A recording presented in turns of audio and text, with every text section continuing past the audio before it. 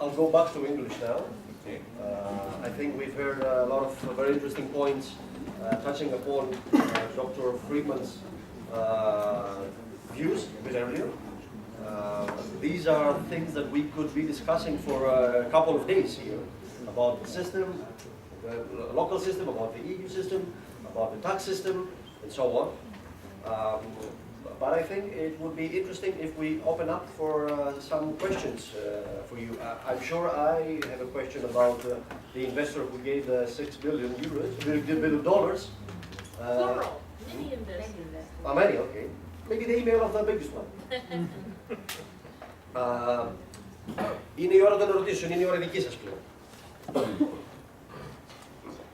Hello, my name is Alexander Znouskis. I'm the director of Involve Greece, a global support organization for entrepreneurs. I'd like to make a statement first and a question for Dr. Freeman afterwards.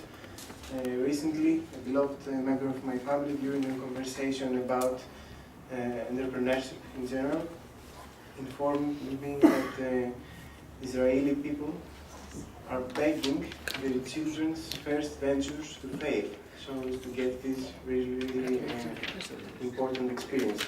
So everyone can understand the cultural differences or perspectives in Greece. My question is that now that we have Mrs. Kaili also that is doing a great job for Greece and for Europe and Brussels, just to share with us a few advice or good practices for a more amateur startup ecosystem that could maybe help us grow even faster or in the right direction. Thank you. Okay, I think there are two aspects that are important. The aspect of the entrepreneur, him or herself, and how they need to be supported and what they need to know. The other is the actual enterprise. So I think the most important place to start is to understand the person and the character of what's required to be an entrepreneur. So you mentioned failure, the acceptance and learning experience through failure. But actually, before that is the issue of understanding, that entrepreneur understanding how the system works or not understanding it. The degree to which you don't understand it causes a lot of personal pain, and it causes a lot of no's to happen. So when you think about the pathway that someone uses to go into entrepreneurship, if it's a really young person, no matter how good the idea is, they don't actually understand the systems of the country. So they are going to experience a lot of pain and a lot of no's. And it will be very hard to do the business. And so I think more understanding and actually teaching them, as this is a learning university, what you personally have to know in terms of how to manage yourself, your time, and your feelings. Okay, so here are scenarios that could happen. How would this happen? Because if I am a graduate of this university and I go from here right into business, no matter how brilliant my idea is, I have to navigate the entire environment in which that business is going to happen. That includes in my household, outside of my household, clients, you know, and business is very cutthroat. And the first thing that happens is everybody lies to you. So you have to understand the pain of someone saying, I'm going to do this for you and that for you, and then they don't do it. So the management that you need to understand is what is the probability framework around someone saying they're going to do this or not. What's plan B? Now that's actually a business lesson, and that is for sure. Because if you're depending on plan A to work because somebody's told you this, that, or the other thing, you're really going to be in trouble, and particularly for women. And I will tell you something that is very important. If women are particularly good looking, all the men will tell them, oh yeah, I'm going to buy that from you. I'm going to do that for you.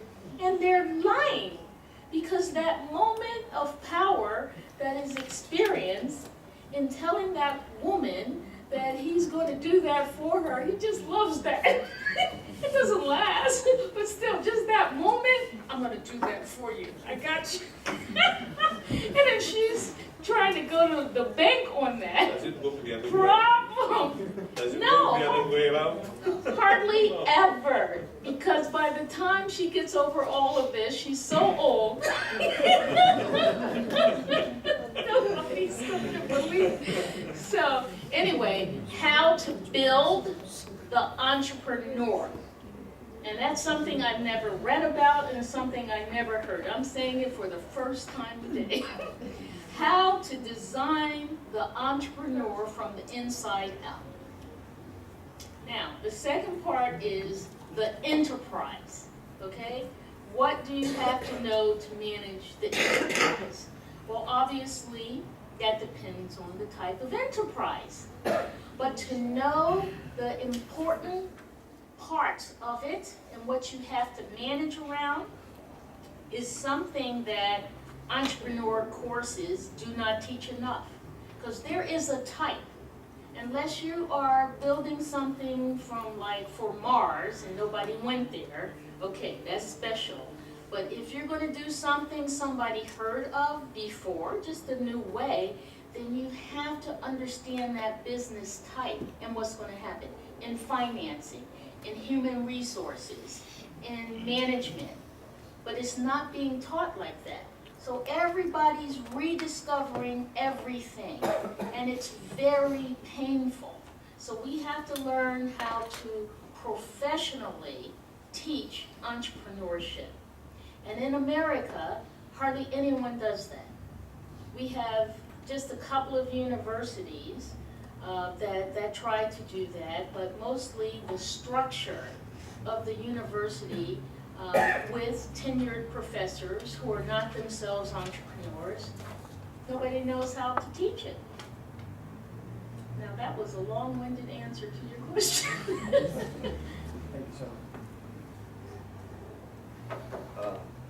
It's quite interesting that the word fail could actually mean first attempt in learning.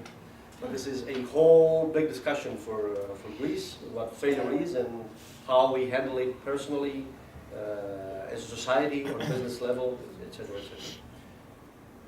Άλλες ερωτήσεις? Any other questions? Thank you.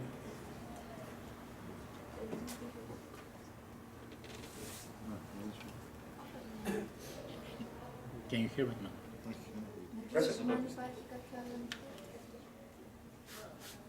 Για ένα δευτερόλεπτο άναψε το λαμπάκι. Το πατήσετε. Άναψε. Άναψε.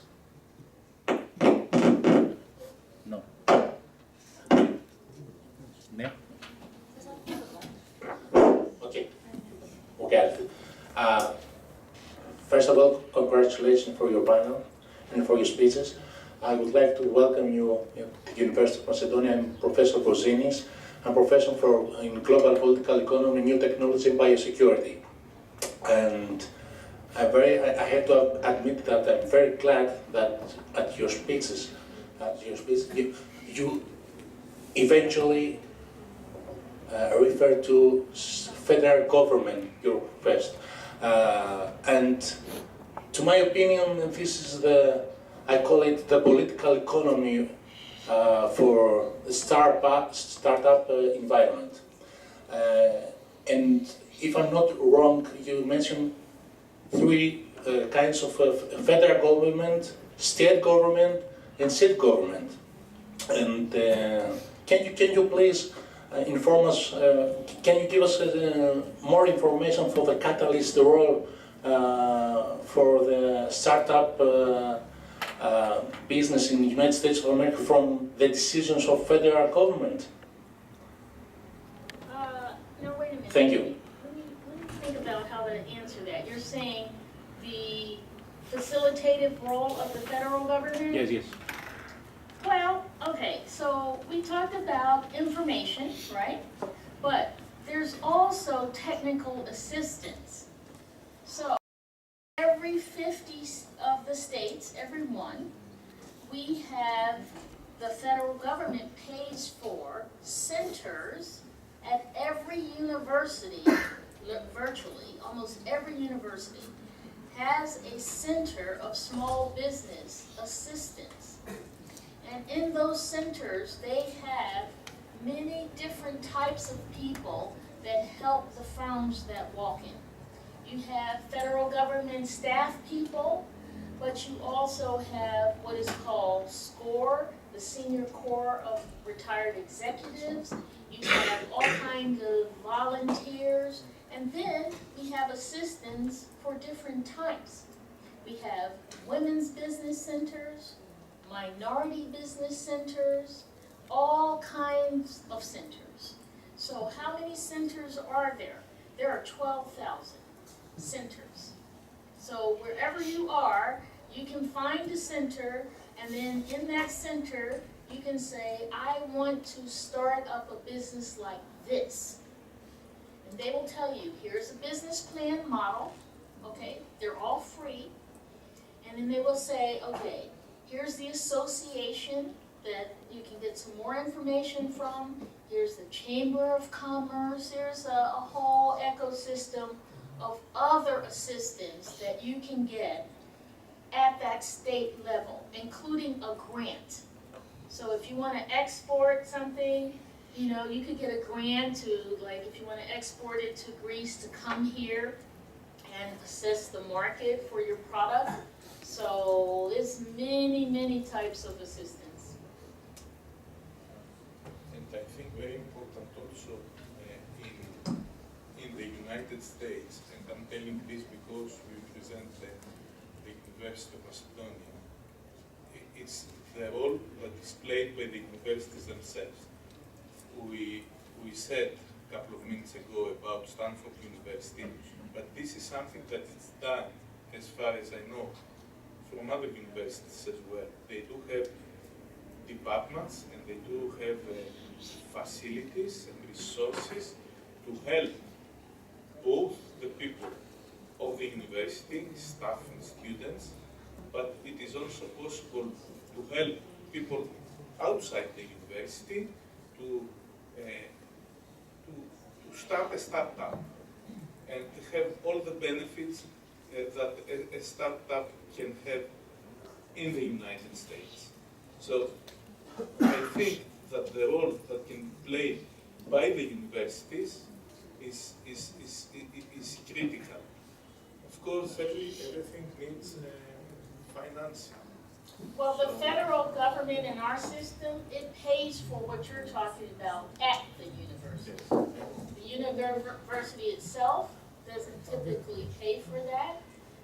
It's actually paid for by the Small Business Administration, and it's located in the university.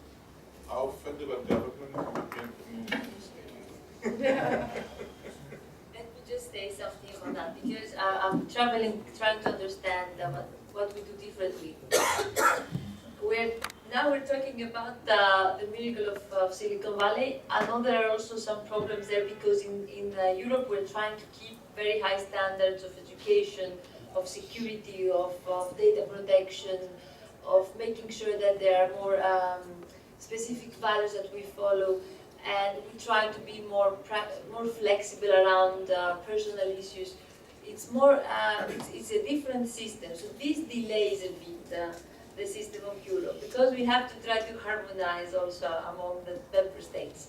One thing is that, and we have different taxation mentalities, laws, and we didn't have the time to integrate as much as it has happened in the US.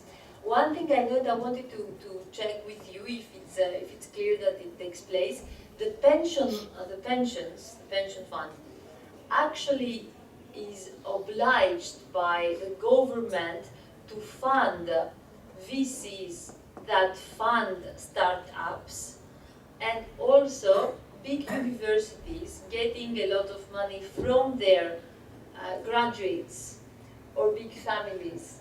So this money can also go to support them.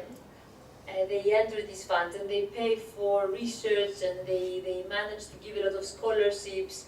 So they don't just get people because they can pay, they also get a lot of people with through excellency exams.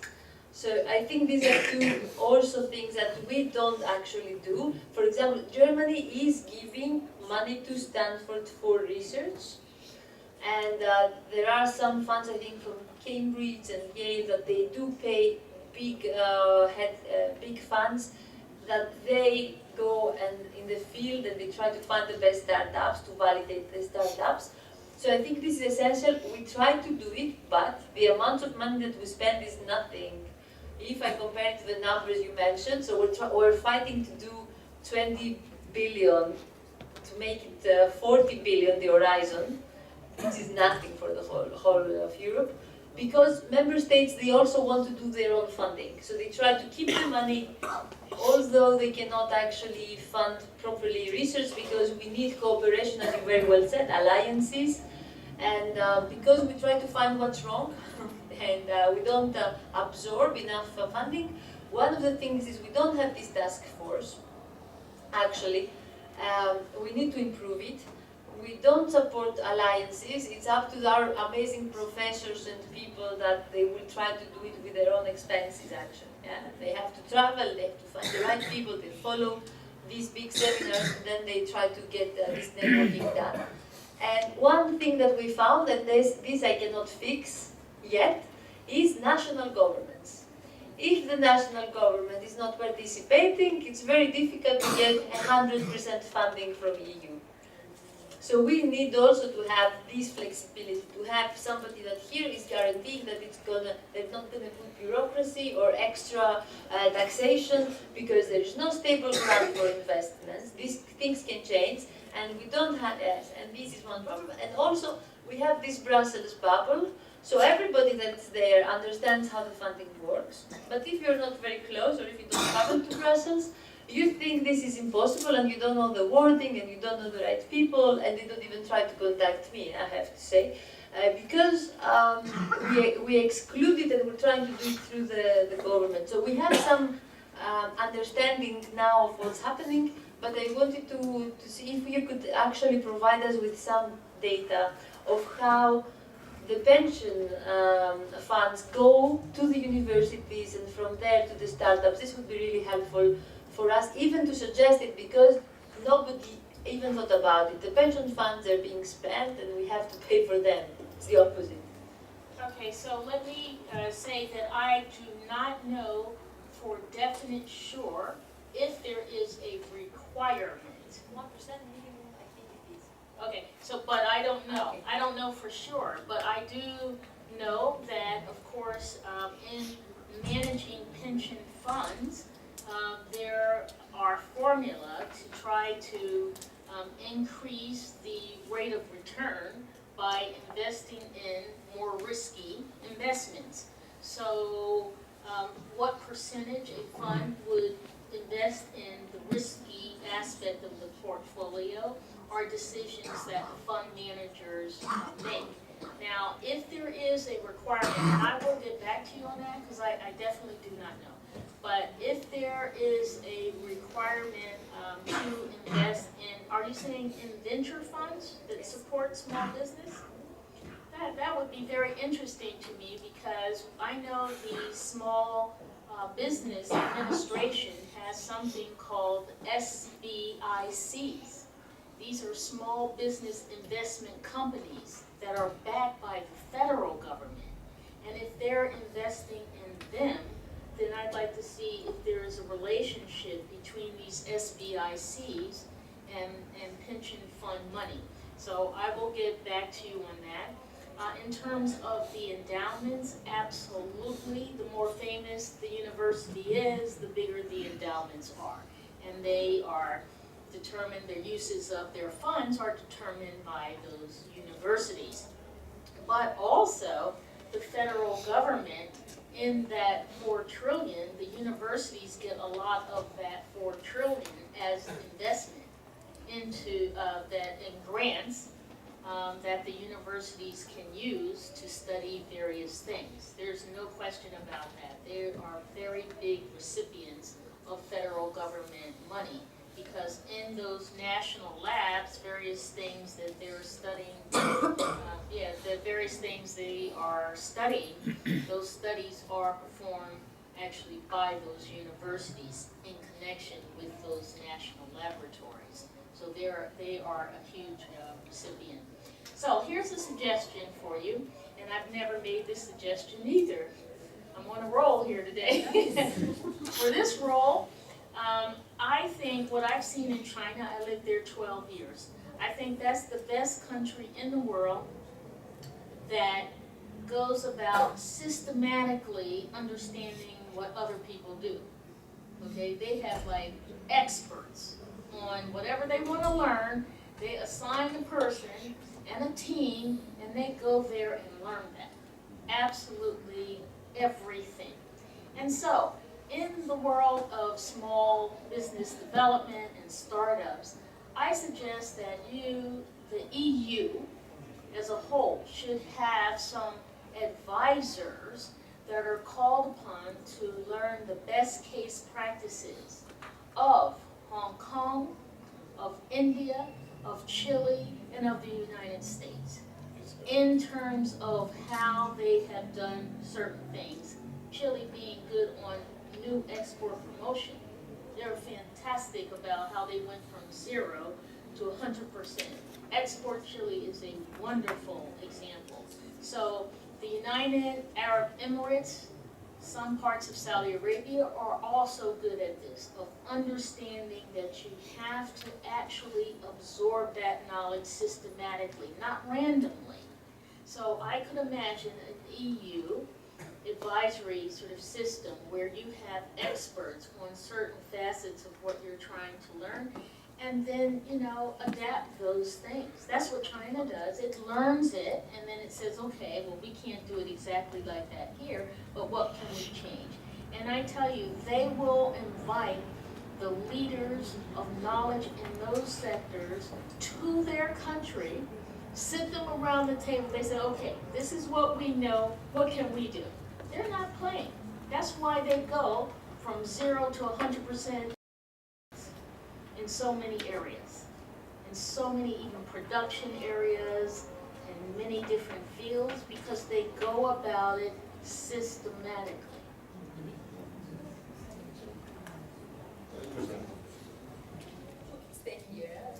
Of course. I think we are a nice company here. But if there are any other questions, maybe it is time to conclude this lovely event and this lovely week. I would like to thank the panelists and all of you for being here.